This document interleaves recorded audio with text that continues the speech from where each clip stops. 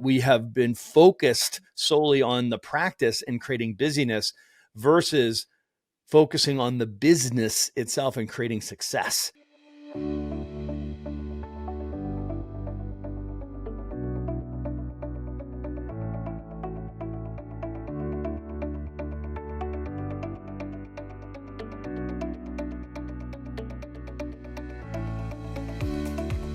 Hello and welcome to the Remarkable CEO Podcast, a show dedicated to chiropractors who want to transform their job into a business so that they can have a remarkable practice as part of a remarkable life, not instead of one. With your hosts, Dr. Pete Camiolo and Dr. Stephen Franson. What's up, Remarkables? Welcome to another episode of the Remarkable CEO Podcast. I'm Dr. Stephen Franson. And I'm Dr. Pete Camiolo. Hey, we're coming in hot. We are coming in just in for a smooth landing after an incredible immersion in Phoenix, Arizona, getting ready for another remarkable team building immersion in Brisbane, Australia. So we're bookended right now by a couple of big events with some incredible energy, some awesome growth. We had about 500 people get in a room. When you get 500 like-minded, on purpose, servant-hearted chiropractic warriors in a room, Dr. Pete, the energy is unbelievable. Our team did such a spectacular job having all of our success partners there, having all of our clients there, having so many new guests. There's been so much growth in the Remarkable Practice. Just thank you all. We just so appreciate that so many people are coming either through referral or through this podcast, which is just so awesome. We know that there's lots going on. There's lots of energy and there's huge benefits of us doing the show. A tree is known by its fruit. And we're getting to observe the fruit that's showing up at these events. And these remarkable CEOs or wannabe CEOs or people that are on the trajectory of becoming the new CEO. Man, it's just proof is in the pudding, man. So just really excited, really feeling very, very much edified that we're on the right track and it's just having so much fun. So today's conversation is going to be rolling right out of that immersion. We've talked about this before. Today, we want to really focus on this framework because I think it's going to make a massive difference in everyone that's listening, regardless of where you are in your journey, in your practice, whatever season you're in, what levels of success you're enjoying. It's an inflection point for almost every chiropractor when they realize that there's a difference between their practice and their business, right? So we're going to have that conversation today, the distinction between the practice and the business, understanding that framework, because the truth is, Dr. Pete, we know, speaking to thousands of chiropractors, we know chiropractors don't lay awake at night worrying about their practice. They lay awake at night worrying about their business. So I'm excited to get into this conversation. Yeah, Dr. Stephen, likewise, great to be with you as well in person. We love that. And it was so good to hear so many stories of docs who also are listening to the podcast and how this has been a great encouragement for them and they enjoy it. So, hey, a shout out to all of you and thank you for sharing your encouragement with myself, Dr. Stephen. We're very grateful to be able to be with you every week through this platform, this medium of communication. So thank you for tuning in and just grateful for that. And look, to your point, Dr. Stephen, I remember early on hearing the phrase, the business hand and the service hand, right? Like you have your business hand, you have your servant hand, you have your business hat, your servant hand. I thought, but no one ever really unpacked it for me. Like it was a phrase, it was said and it sounded good. It made sense to me in a sense. And like, I could intellectually, come up with what I thought that meant, but I never really understood it. No one ever really, unpacked that for me. So if you're listening to this and you've maybe heard a phrase like that, maybe you're like, yeah, the business hand, the servant hand. And, that was a big, maybe it was a DE kind of way to talk shop. I feel it was coming out of that experience for me. But this idea of, as you said, the laying awake experience at night is not about the practice. It's actually in regards to the business. And what we want to make sure you have a full grasp and an understanding as a CEO listening to this. And if you're an ascending CEO right now, you would say, I'm in the season of launch or build, and I'm moving towards a season of scale, knowing the 4 seasons. We want you to understand that essentially, if you look at your business is the container and your practice actually fits inside of that. It's kind of like how we talk about your business core values and your personal core values and your vision story, your remarkable life, and your business actually fits in, tucks up underneath your vision for your life, your vision for your business. So in many ways, the container for your business and then your practice tucks up underneath that. And that's what we want to take some time today to unpack, shed some light, actually create some clarity and some organization for you around this, and help you understand very practically, like, oh, that makes sense to me. We're going to make it very practical, Dr. Stephen. We're going to help through this just discussion and conversation around differentiating the practice and the business. Yep. Knowing as a CEO, you're listening to this, you are intimately involved in the whole experience, the practice and the business side, that it all matters, but how to make it work and make it more remarkable. And I'm excited, Dr. Stephen, for this conversation because it's become more apparent and more clear, especially as we have unpacked the 4 seasons of the chiropractor's career. We've recognized that it's very important to be able to discern and understand, like, what are we talking about here? That's right. Practice, that's right. I think in business. I think the imagery, that I carry when I'm teaching this content is like the image of conjoined twins, right? So we can recognize that, yes, those are two separate and distinct entities, if you will, right?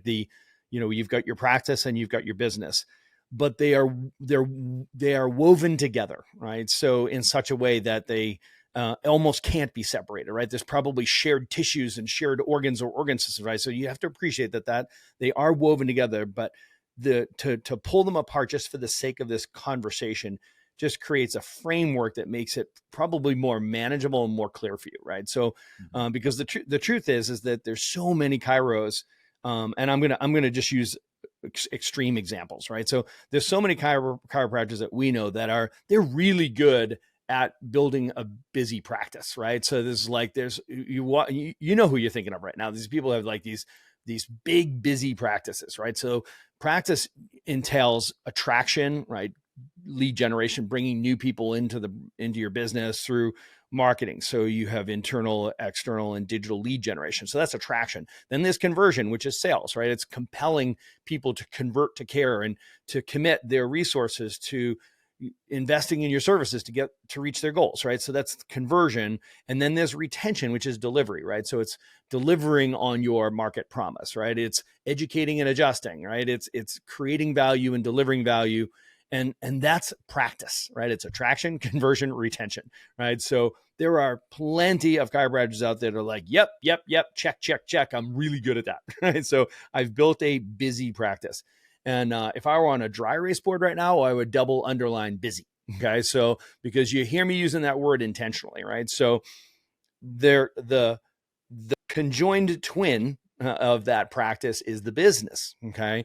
And the business, if you were to look at our accountability grid and the domains are across the top, we've already said attraction, then we said conversion, we said retention. Well, the next 2 domains are team and money, right? So it's the team building and it's the financial department, right? So the financial domain. So Dr. Pete, I'll suggest that if you looked at the accountability grid that way, the first 3 domains, that's the practice. And the last 2 domains, team building and financial, that's the business, right? So we've said it before, I'll say it again. Team building is business building and business building is team building, right? So your team is your business and your business is your team, especially when you're in a small, specifically mom and pop shops, but this is true, I think, across all businesses, right? So I can speak to having a brick and mortar business that's a service business. Your team is your business and your business is your team. And I know this to be true because we can have doctors who are using the exact same systems, doing the same things, saying the same things, but if their teams are not both A-player teams, you don't get the same outcomes, right? So the business piece of this is the team side of this, as well as the financial side of it. And today, as much as we love to talk about the mechanics of the operations, today we're going to talk about the economics of the business. So you don't have one without the other, as you said, they're conjoined. I think I believe that's a great example. They're conjoined. So to have a successful business, you have to have a successful practice, and to have a truly successful practice, you need to have a successful business. And we see examples like you just gave. And we were talking about earlier, before we started recording, just, if you look in the chiropractic space and we talk about, practices that don't exit well, we talk about their owner operator personality driven practice as an example. Okay. So what would that be? That would be a successful practice. Hey, I spent 20, 30, 40 years in this practice, and then I wasn't able to exit gracefully and profitably. What happened? Well, I failed to truly turn my job into a business. I was a laborer, but never really ascended to the leader. Now I'm talking to an individual, but really what we're talking about is this entity. It wasn't really a saleable asset. It was a liability in many ways, because if you take the main chef out of the restaurant, people are going to stop coming and eating there, essentially, unless you happen to get a phenomenal chef to come in and be able to pick it up. But then they're going to have to do it all as well, just like the other one. They might not want that. So we see that a lot in our profession. So, if you think about it in terms of the 4 seasons, it's really, when you're in the first season, you're launching and building, you can quote unquote get away with really focusing on the practice, not get away with it without focusing on the business, but focusing more on the practice side, and you can get away with it. But if you don't transition, that's why we talk about turning that job into a business, making the ascension, going through the identity shift of going from an owner operator to a CEO. That is an identity shift, a transformation. Unless we go through that, we end up busy, as you said, and doing work we love to do in the practice, owning the job. And we don't see that transformation happen. So there's multiple steps to this, Dr. Stephen. And I'm looking at my accountability grid in my mind, and I'm thinking about the accountability chart, and I'm thinking, if you were to scale, you bring on an associate, and this is often something that can go sideways, because a doctor might say, I'm bringing on an associate to build my business. It's like, wait a second. Are you actually bringing an associate to build a business, or are you bringing them in to help build the practice, right? Because if the practice is attraction, conversion, or retention, that actually is more accurate in regards to why you might add another doctor onto your team, is to help with that. Versus I brought in a COO, and the COO I brought in to actually run the business. Okay. Because the business side is going to be different to run. So you're looking at the team, you're looking at the business offering, you're looking strategically, we're looking at how we're going to grow and expand and use leverage to grow this enterprise, the value of this operation. That would be a COO hire versus an associate doctor hire.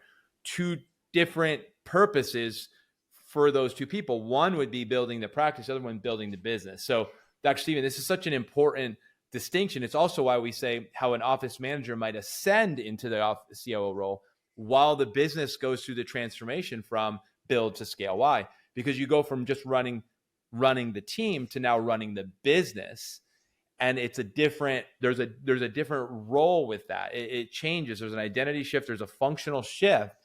So I think the accountability chart and the accountability grid is very helpful framework, Dr. Stephen, for this discussion.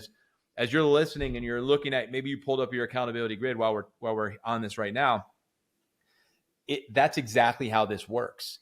They're completely connected, but each one is a distinct domain with primary functions underneath that domain that tuck up underneath there that require leadership, direction, focus, strategy, goals, training, equipping, empowering, like all of that. And that's the dance, and that's the marriage of the business and the practice. Yeah, I'm going to pick up on your analogy of the restaurant, right? So in keeping with where I started with the busy chiropractic practices, right? So those practices that are considered quote unquote, and I'm saying quote unquote successful, I'm replacing the word successful with busy, because we don't know if they're successful yet, right? What we do know, they're busy, right? There's a lot going on, right? They're a busy practice. We're not sure if they're successful yet, right? So I can't tell you whether they're successful yet until I see the other side of the coin, which is the business side of it, right? So at the end of the day, for a practice to reach its potential, to really be able to serve its mission, serve its purpose, serve its mission, manifest its vision, it has to be sustainable, which means it has to be profitable, right? So what we know about business is it takes 4 things. It takes a purpose, it takes a product, it takes people, and it takes profit, right? For something to be optimized as a business, right? So in chiropractic, do we have a great purpose? Check, right? So we have an awesome purpose. We have the second most important message in town. Do we have a great product? Check, right? We have this awesome product, which is exactly what the world needs right now, right? So if you look at our product, we have always out of the gates had this really simple and elegant, unique solution in the crowded and confused healthcare marketplace. We have a great product. Now, how about people? I don't know about you, Dr. Pete, but I love chiropractors and chiropractic teams. I love spending time with that. As soon as I drift outside of chiropractic and spend time with other people, I'm like, man, I'm hard pressed to find another group of people that I love as much as being around just the awesome people that chiropractic attracts. So we've got the purpose, we've got the product, we've got the people. The fourth component of this is where I feel chiropractic falls down, right? Which is the profit piece of it. I'm in my mind's eye, like chiropractic has had those first three for 128 years now.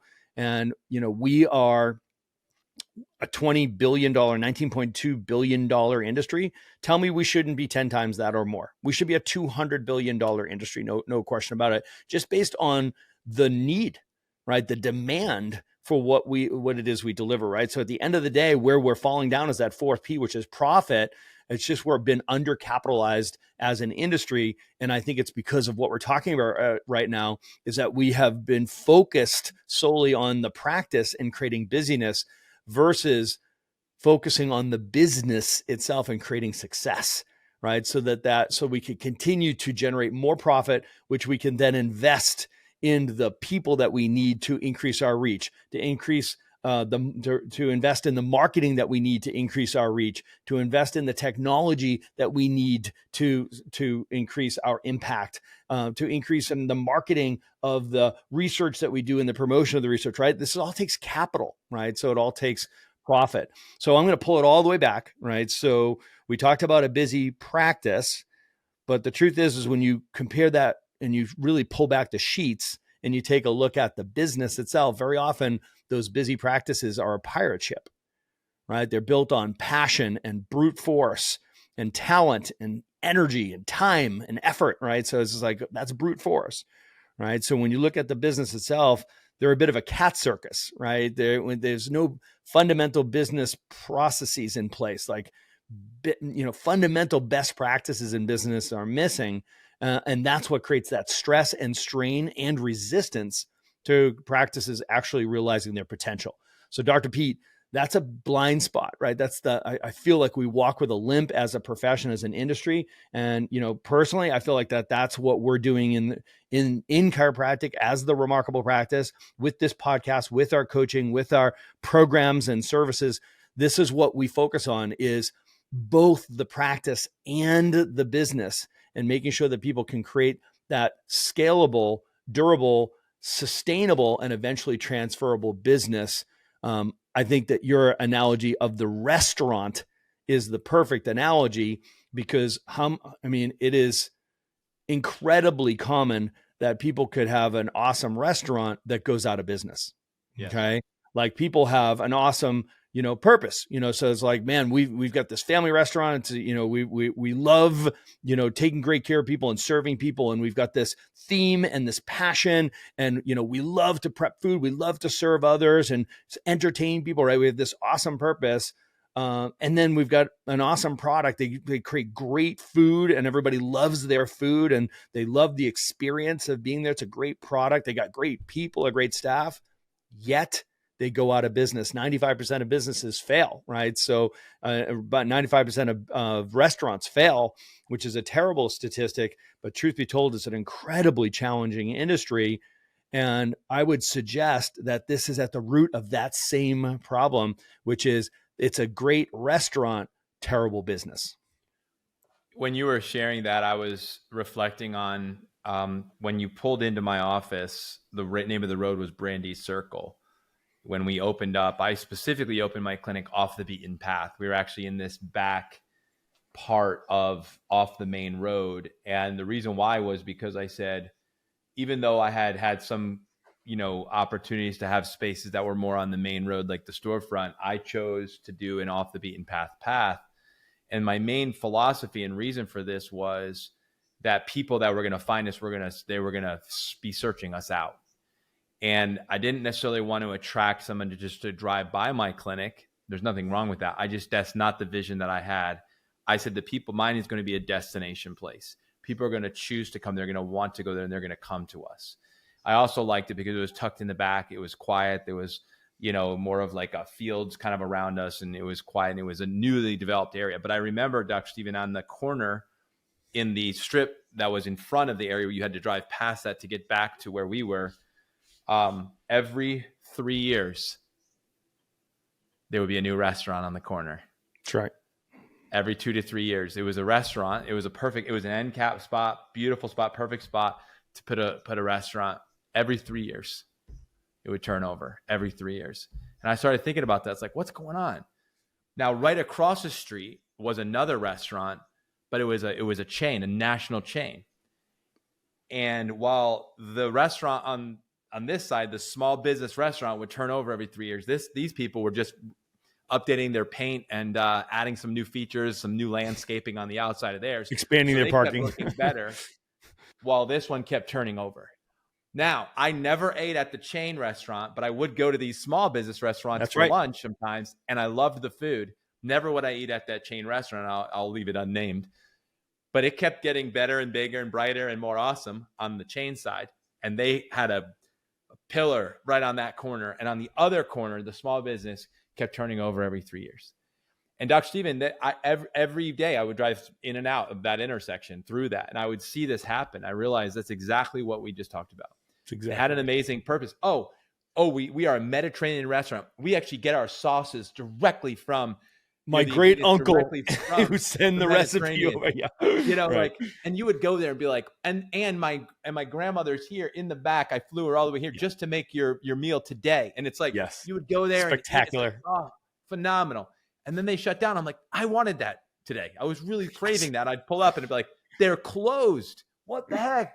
And you recognize that that's exactly what happens. That, man, they had a killer product. The purpose, the message, the story. Oh, I love that story. They genuinely had some staff. It wasn't always usually the best, but they had some help.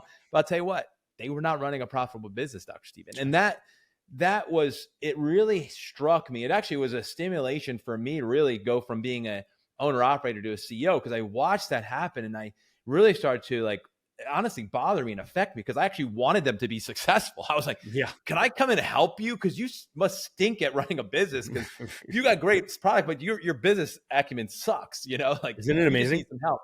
And that's ultimately, I think, Dr. Stephen, what was inspiring to me and challenging to me to turn my job into business, become the CEO, and then be able to serve like we are now, like you said, in this marketplace, which we love, the chiropractic space, but we knew, hey, we need to mature so that when we're doing 20 billion, it should be 200 billion. That's a 10X. We need to 10X what chiropractic is serving, not about us, but because the world needs this. They need what we have. And it's just like a chain restaurant gets all the business, while this other smaller business should be getting business, but they're not. And it's our time to step in and step up. It's so true. In order for us to 10X our practices, we have to 10X our skill sets in business. Yeah. Right. So we've got to take the pirate ship and turn it into the battleship. Right. So when people are talking about their metrics associated with attraction, conversion, retention, the practice, people are like, oh yeah, I'm seeing 400 a week. And they'll look at me and like, isn't that great? I'm like, I don't know. That one number is a fact, right? Two numbers are a story. What's your collection visit average? Right. So, we're at a $50 collection visit average. I'm like, okay, awesome. That's a $1 million top line revenue, right? Top line. What's the bottom line?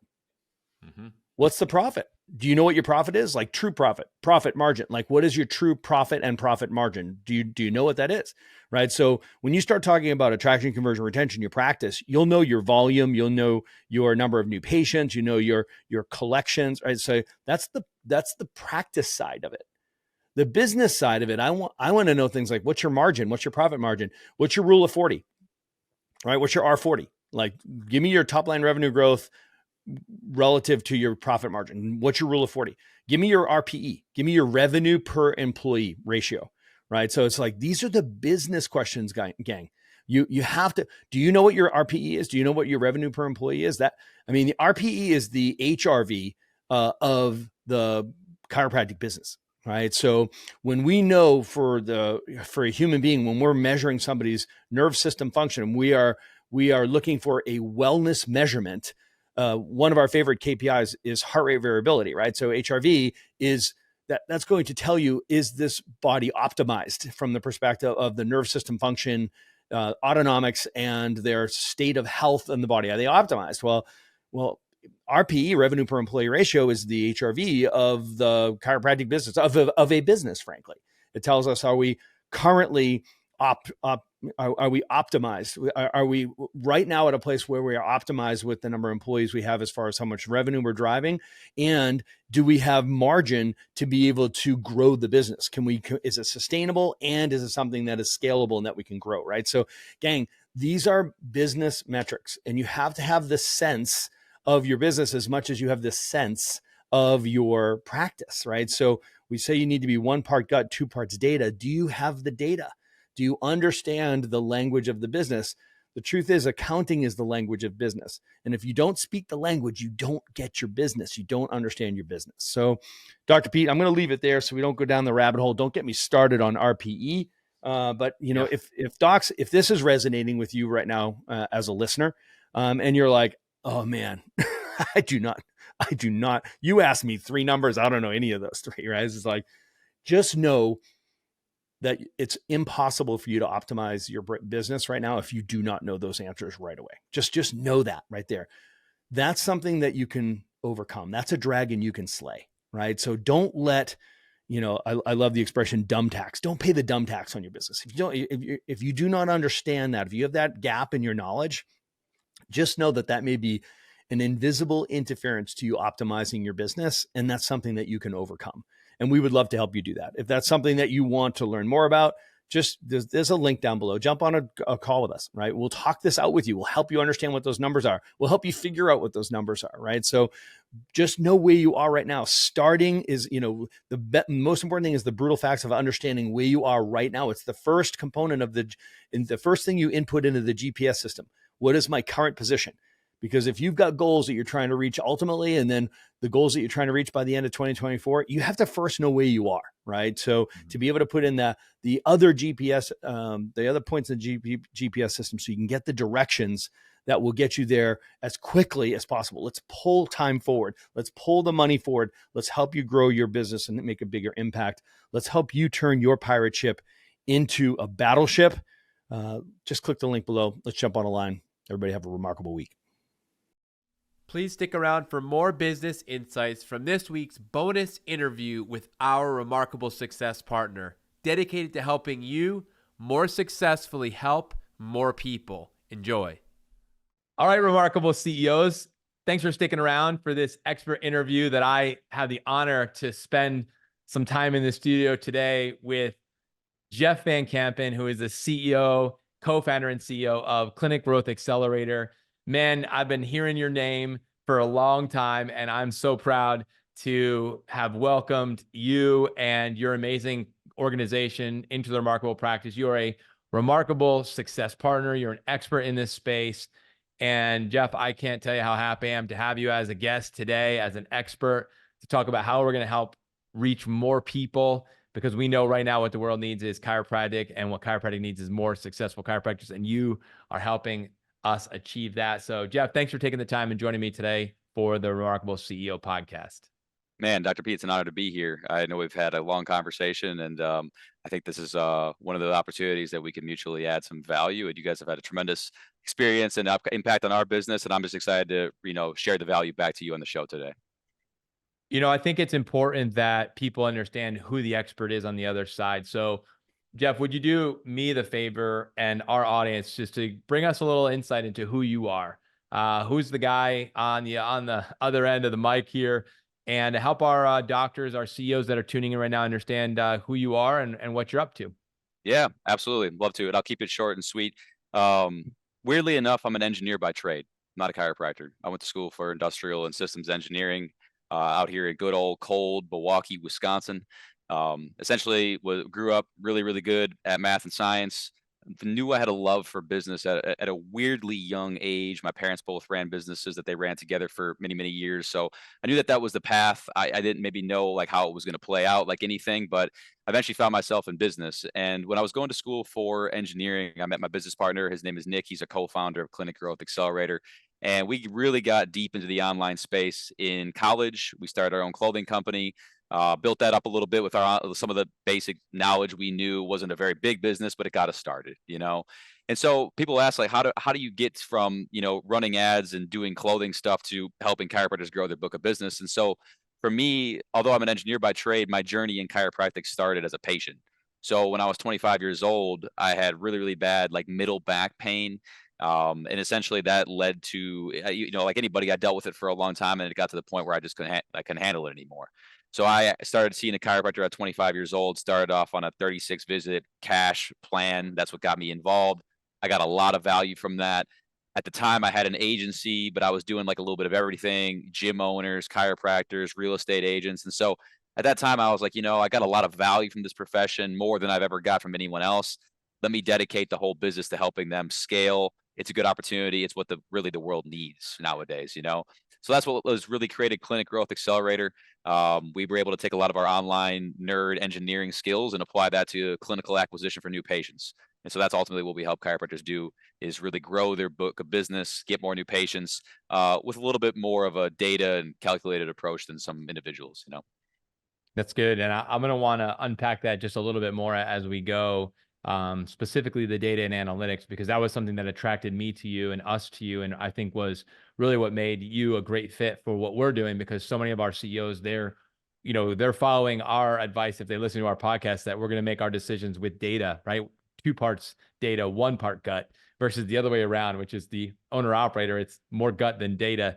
So, helping doctors build and then scale and scale well, it requires having intel, right? The visibility, the data, so we can make great decisions. So I'm going to want you to unpack that. So love your story, and just super glad that the engineering world has shared you with us, because chiropractors need more of that systems and engineering component when it comes to how we organize. And we know marketing isn't necessarily hard, but it's organized, and you are organized and systematized. So I love that. So obviously you spoke to it, but I want to talk about the problems. We say that every business exists to solve a problem for someone else. So here you were in the clothing space, you were kind of dabbling in real estate, fitness, chiro.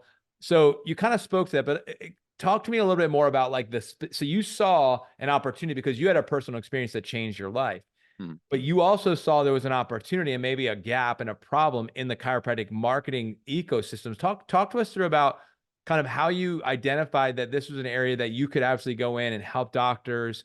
What were you seeing were the problems, and specifically, how are you helping chiropractors solve this problem of acquisition, specifically of qualified new patients? Yeah, definitely. I think my personal chiropractor, what I noticed about him, and that's kind of like where it began, is that he had such an incredible product and service, and he himself was just an incredible human being. But I think at the end of the day, like any business, like he knew his potential was not being like maximized. And I saw that with like a handful of clients I was working with, was that really, really good clinicians, good products, good service, their patients retained for a very long time. But they just like were not able to create systems that produce reliable acquisition for new patients, you know? And so I think like, although new patients is like the outcome, I think one of the biggest challenges, like in my industry, in the marketing industry, is what's known as data attribution, which is essentially like, people are not looking at the correct data because they don't have the correct data, and therefore they're making inaccurate decisions. So when you're running ads on Facebook, like if you ever use a marketing agency, one of the things you should always ask, and this is a little bit of a freebie for everybody listening, is that how are you attributing your data? Where are you getting the data from? How is it compiled? How are you looking at it? What changes are you going to make based on the data? And that's always the biggest thing, because Facebook will lie to you. They will say, hey man, you got 10 leads on this campaign. I got a client that's running right now with us that has over 60 leads in a single campaign. Facebook reports 0. It reports absolutely 0 leads. And that's where a lot of the problems come in, is because it's not that Facebook is the challenge. It's just that Facebook's data is the challenge. And so essentially what we did is we took a lot of the systems and data engineering that we had a background in, and we built out like custom spreadsheets for each of our clients that are all what are known as hard coded. That means instead of Facebook taking the data and putting it in there, we push all the leads to external Excel sheets for leads, and booking requests and shows and all that kind of stuff. And that compiles like an accurate, hard-coded data that we then make decisions on. So if a client in our data says, hey, man, you got 10 leads, we know it's 10 unique leads. All duplicates are removed. Everything that could cause any sort of friction with the data has now been removed. And that just gives us clarity, you know? And I think that that's really like the actual back end sauce of it is that, hey, like, let's get new patients, but how do we do it consistently? In order to do it consistently, you got to have good data, you know? Wow, that's huge. I mean, even just me hearing you, and I'm familiar with the digital marketing space, but the way you presented that was really clear and really helpful. Just the data attribution and how to get the correct data. You are mining that. You are then delivering that to your client in a format where you know that it's been double checked, triple checked. You have what you call hard coded spreadsheets, which is also brand new, and I hadn't heard that term before. I think that's really powerful, so that we know that we have the right data so we can make decisions. So can you give us an example of a scenario like you said, Facebook shows 0, we show 60. Mhm. How do you, in a sense, how do you prove that to your client? Like, what if they have somebody on their team internally, right? They have a CA who's dedicated to working with you directly, kind of helping with the lead management and communicating back and forth, right? Like we teach, one person's accountable. So who's that person? Walk us through, like, how does that discussion go? How do we clarify that? Not showing like proof, but how do you do that specifically so that me, if I'm a CEO who's airdropping in to look at my numbers, but I don't spend a lot of time in it, I just want a report. What does that look like in your scenario? Yeah, that's a good question. So inside the program, one of our big pillars is accountability, right? And we really believe that accountability wins wars in business. And I always call it's boring but stable, right? So every week with all of our clients, whether they're brand new first month or they're 30 months in, we're sitting down with them at least bi-weekly. But for our people within the first 12 weeks, we always do weekly reviews. So then what we do is we essentially sit down with them. We review how the lead management is going in terms of like lead qualification over the phone that we teach and all that stuff. But then we also get a chance to like showcase data. So we can actually visually show the client data to them, whether that's a running 7-day average or running 14-day average, the last 30 days, the last quarter, whatever it is. So then we can say, hey, man, here's what it's been in terms of lead cost, in terms of booking cost. Here's how you stack up against our average of all of our clients. So the average is kind of like that North Star. So if we're way behind on the average, let's say a booking rate is 30%, that would be way below average, So like that's where we need to focus on. Because I think in business, like what happens with that, with online acquisition is that there are a lot of variables. But most of the time, you don't need to look at the variables. You need to look at it all from a high level and say, okay, this is green, good. This is green, good. Oh, this one's red.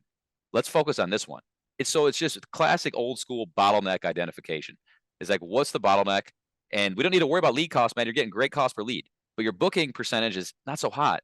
Here's what we can do to get the booking percentage up. Here's what we need from you. Here's what we need from us. And that's what we'll work on. So it's kind of like a bottleneck identification on that review, and then action items to remove that bottleneck until we meet the next week. Yeah, I mean, I think this is brilliant, and it falls in line perfectly with what we teach, which is, in order to turn your job into a business, to create that, you have to have systems in place that create greater visibility and greater accountability.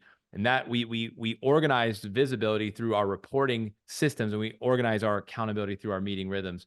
And it sounds to me like in the first 12 weeks, when someone's onboarding, especially when you're just getting the kinks worked out and getting on the same page and getting some traction and seeing this, building that relationship capital, that trust, right? Like you said, with different agencies, maybe they've been through experience with another one or two prior to meeting with you and says, well, how's this going to be different? I love that you guys emphasize at the beginning those regular check-ins, that meeting cadence, that meeting rhythm, which creates accountability. You're accountable to them and they're accountable to you. And yet also combined with visibility, so you actually see the data, what's going on, so you can make those data-driven decisions based on where the bottlenecks might be at any given time, any given week. So in real time, we're actually making the necessary adjustments and focusing on the things that we need to do. That's huge. That's it. Can you talk a little bit about the ROI then? So, we teach that there's 3 tributaries when it comes to your marketing: internal, external, and digital. And our remarkable standard is that it should be a rule of thirds. 1/3 of your new patient attribution from internal, 1/3 from external, 1/3 for digital. And with that, we say, hey, you should be budgeting 8 to 12% of your top line revenue goal for your marketing. So therefore, a percentage of your dollars every single month should be dedicated toward digital marketing, because you should be generating at least a third. Some clinics, it's more than a third of your attribution every single month directly from the digital marketing activities and focus and investments that you're making. So if I'm thinking about it through the lens of ROI, how do you present that to a doctor who's thinking through this from a strictly business decision, knowing, hey, we are saving lives, but it's a business decision. How do you share that with your clients? Yeah, absolutely. So I think there's like a couple different things on this. This is where like I really like to nerd out on this kind of stuff here.